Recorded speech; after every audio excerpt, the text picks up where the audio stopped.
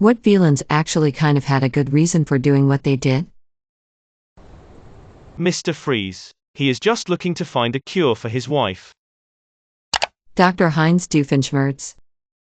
Almost all villains in Legend of Korra have a motivation that completely makes sense, but they take it too far and become evil about it. Edit, not Legends of Korea Lamau edit again. I said almost all the villains, not all of them. Of course not Unalak then. RIP my inbox. Lol. Orm in Aquaman. Dude was just mad about pollution. Magneto. In real life, possibly Wojciech Jaruzelski, the last communist dictator of Poland. He'd been in a Soviet forced labor camp during World War II and was dreadfully afraid of the Soviets intervening in his country if they overthrew the communist government. Mance Rayder from God. For those that don't watch the show, the protagonist, Jon Snow, and others at Castle Black guard a giant wall / a tunnel in that wall. On one side of the wall there lives a group of people led by Mance Rayder. They want to force their way through that tunnel because the other side is safer. And #X200B. Quote from Mance Rayder. Here's me being honest with you, Jon Snow, which is more than you've ever done for me. My people have bled enough. We're not here to conquer, we're here to hide behind your wall, just like you. We need your tunnel.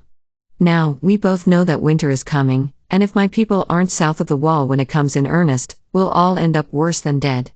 You want to strike a bargain with me? Here's the bargain, you go back, you open the gates to us, and I swear to you that no one else will die. Refuse, and we'll kill every last man at Castle Black. And #X200B.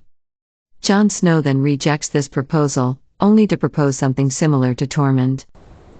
Just so we're clear, **** the Grinch *** never really hated Christmas. He hated people, which is fair. Jim Carrey. The Grinch. As an adult, I really feel for him. I mean, he was bullied and he just hates people and materialism, but ultimately gets sucked in and brainwashed like the rest of us. Gerard Butler's character deserved to win in Law-Abiding Citizen.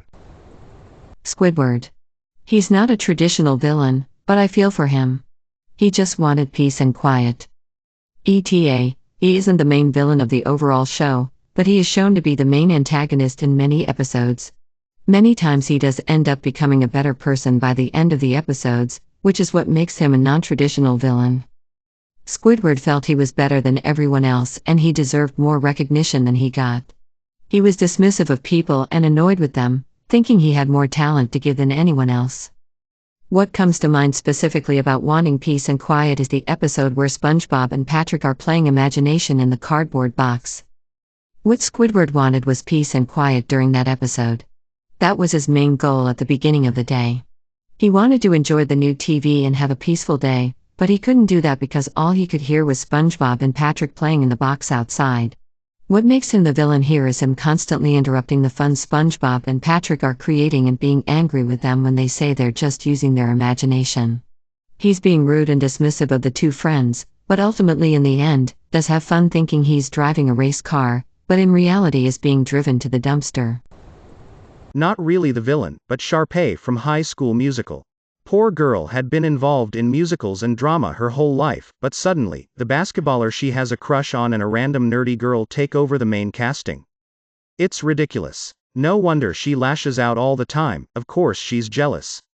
Sharpay was the real victim in those movies. Dracula from Castlevania, the Netflix show. Ignorant god-worshipping men who were afraid of knowledge burned his wife at the stake. Wanted to live like the mortals but instead had the only part of his humanity murdered. General Hummel Ed Harris in The Rock. Pain from Naruto. That dude suffered for his entire life until he put his powers to use and established rule in the Hidden Rain Village, a village in which he could see and hear everything. His belief was that if everybody knows all of the feelings that encompass pain, it would bring about a mutual understanding amongst people, and the worst part is that he isn't entirely wrong, despite how deeply flawed of an outlook it is. My man was just done really dirty is all. Miranda, Emily from The Devil Wears Prada. Imagine having to work with an arrogant person who practically spits in your face because they think they're too good for something you see as your passion. Miranda gave Andy a job that millions of people would die for, only for her to complain about it. Could they have handled it a little better? Yeah, but they were completely valid. In my opinion, the friends, boyfriend should have been labeled as the villains. They got benefits from Andy's job, but the second she needed to do it, they complained and even made fun of her. They were so unsupportive of her because it didn't fit their personal agenda. Well, from my point of view, the Jedi are evil.